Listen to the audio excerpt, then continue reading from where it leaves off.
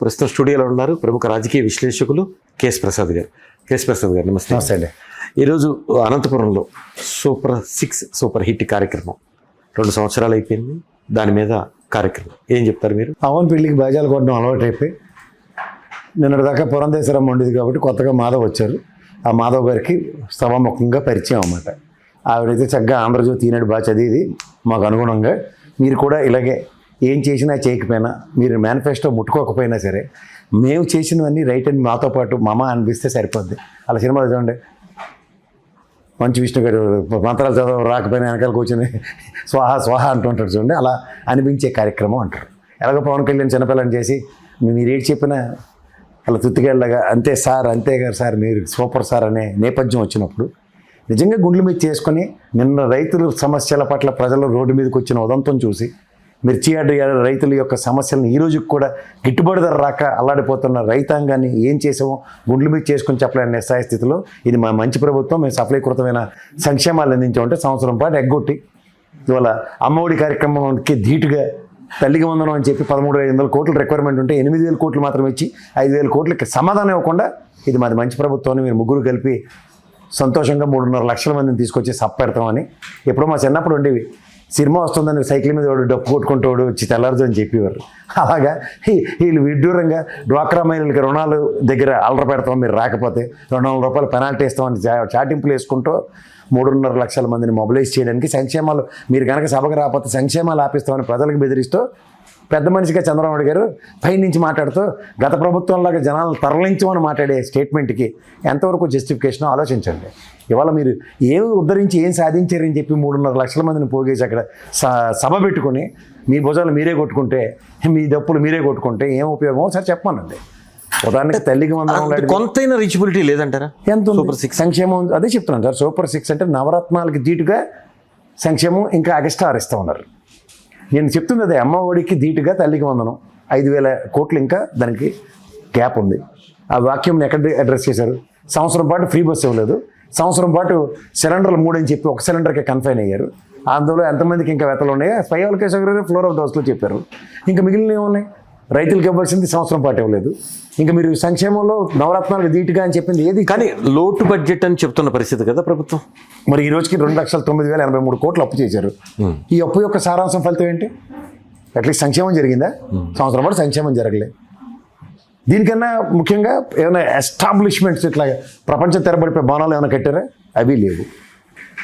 ఉదాహరణకి ఆంధ్రప్రదేశ్లో వైజాగ్లో నిర్మించిన ఐకానిక్ టవర్స్ కూడా మీరు ఆ బోట్ షేప్లో ఉంది, గత ప్రభుత్వంలో నిర్మించింది.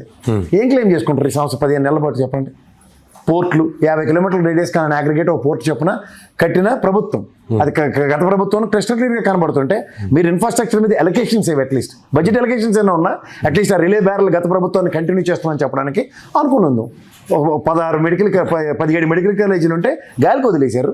ఇవాళ ఏమో దాన్ని పీపీపీ పద్ధతిలో ప్రైవేటీకరించడానికి చేస్తున్నారు. కేవలం దానికి 6,600 కోట్లు మాత్రమే దానికి క్లారిటీ. మీరు మెడికల్ కాలేజ్ అన్నారు కానీ ఈ 17లో అన్నీ పూర్తయి చివరి దశలో ఉన్నాయి కూడా పీపీపీనా? అదే చెప్తున్నారు కదా, 10 పైచీలకు డెసిషన్ తీసుకున్నారు, ఇంక్లూడింగ్ కడపల రిమ్స్ లో పూర్తయిన వాటిని పీపీపీ కట్టింది కూడా ఇచ్చేస్తున్నాం అని చెప్తున్నారు కదా. పూర్తయిన వాటిని పీపీపీ ఏంటి మరి? అదే చెప్పండి సార్. ప్రజల ఆస్తి అందుకే లోకేష్ గారు 10 పైసలు ఢిల్లీ తిరుగుతున్నారు. కేంద్ర ప్రభుత్వం 139 కోట్లు మనకి శాంక్షన్స్ 139.50 లక్షలు కేటాయించి ఇచ్చింది.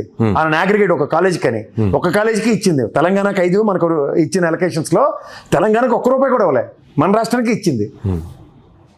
ఆ డబ్బులైనా తెచ్చుకోవాలి, ఆ డబ్బులకి ఎక్స్ప్లెనేషన్ ఇవ్వాలి. ఇదే కార్యక్రమం మీద లోకేష్ గారు 10 పైసలు ఢిల్లీ తిరుగుతున్నారు.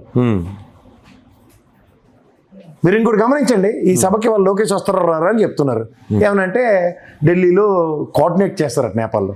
ఏమండి రాష్ట్రంలో గొడ్డుపోయిందా? లేకపోతే మన కందులు దుర్గేష్ గారు పర్యాటక శాఖ మంత్రి కదా, పర్యాటక శాఖ మంత్రి చేయవలసిన పని విద్యాశాఖ మంత్రి 33 రాష్ట్రాల కేంద్రపాలిత ప్రాంతాలతో కలిపి కూడా ఏ ఐటీ శాఖకి విద్యాశాఖ మంత్రి లేని ఆక్రందన ఈయన ఒకడికి ఎందుకు వస్తుంది?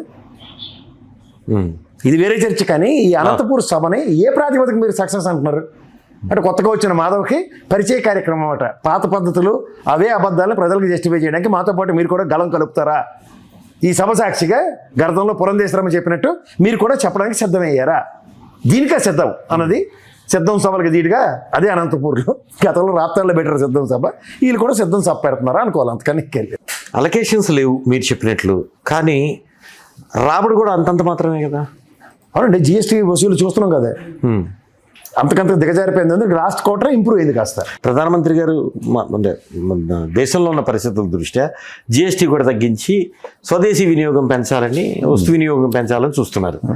ఈ జిఎస్టీ అప్పుడు తగ్గినప్పుడు ఇంకా పూర్తిగా ఇబ్బందికర పరిస్థితులు వస్తాయి కదా రాష్ట్ర ఆదాయాలు, ముఖ్యంగా ఆంధ్రప్రదేశ్ సంబంధించి. గ్యారంటీగా సార్. ఇప్పటికే మనకు నాకు తెలిసి లాస్ట్ జగన్మోహన్ రెడ్డి గవర్నమెంట్ దిగిపోయే ముందు ఒక డెలిబరేషన్ ఉంది, 64,000 కోట్లు కేంద్ర ప్రభుత్వం నుంచి మనకు బకాయిలు ఉన్నాయని, జిఎస్టీ బకాయిలు. మీరు ఎందుకు పార్లమెంట్ సెషన్ స్టార్ట్ అయితే మోస్ట్ ఆఫ్ ద స్టేట్స్ ప్లకార్డులు పట్టుకుని నిలబడి ఉంటారు, మా జిఎస్టీ బకాయిలు మాకు ఇవ్వండి అని. వీళ్ళకి అవసరం లేదు కదా, క్వార్టరీలోనే ఉన్నారు కదా. క్వార్టర్లు ఉంటే ఇంకా గడ్డి ఎడుతున్నారు, వాళ్ళకి మూసుకొని ఉండాలి అట్లీస్ట్. ఈజీ కదా.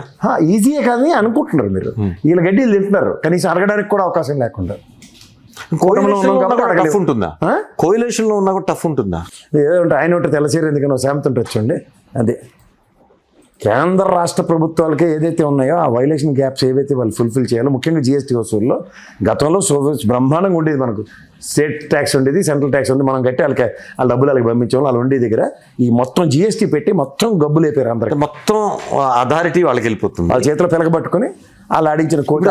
ఇప్పుడు స్టేట్కి వచ్చే వాటా వాళ్ళు ఇచ్చినప్పుడు తీసుకుంటారు కదా, స్టాండర్డ్ ఏమైనా ఉందా దానికి? ఏమీ లేదు, 40% అని చెప్తున్నారు, ఇస్తున్నామని చెప్తున్నారు. ఇచ్చింది కాదు, 50 కాదు, ఇంత గ్యాప్లు ఉన్నాయి.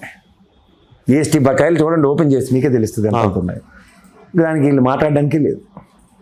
ఏమంటే కూటమి మీరు చెప్పినట్టు ఏదో చూడండి, వెనకాతల పొండు అల్లుడు వైద్యం అని సామెత ఉంటుంది చూడండి, అది వీళ్ళ పరిస్థితి.